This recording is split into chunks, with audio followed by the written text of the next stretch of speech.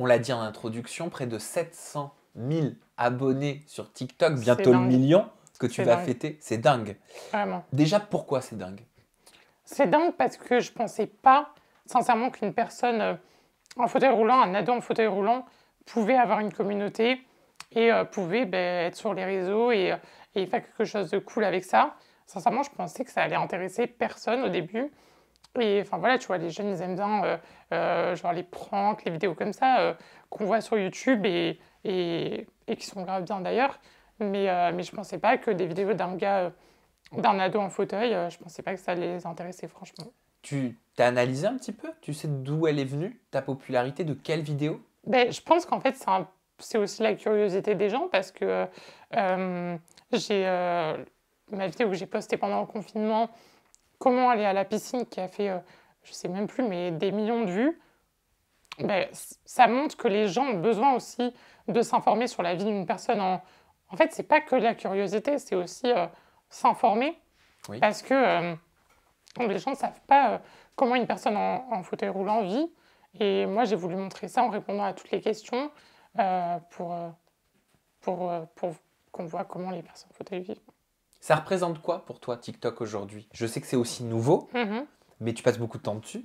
Je passe beaucoup de temps dessus et franchement, ça représente limite ma vie pour l'instant parce que j'y passe beaucoup de temps. Quand je dors, je réfléchis à ça, je rêve de ça. Ouais, franchement, toute la journée, je pense à ça, à des idées.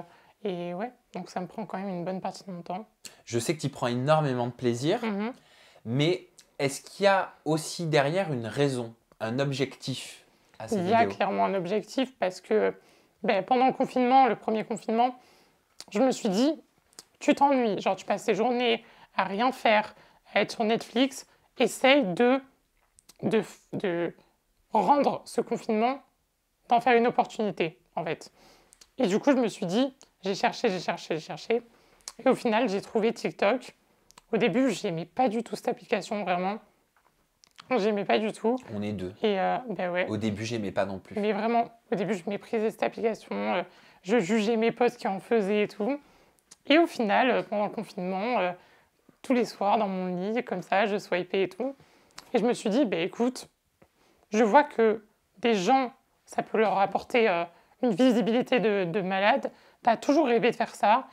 Personne ne va te juger, tu vas pas revoir tes potes avant des mois après les vacances d'été.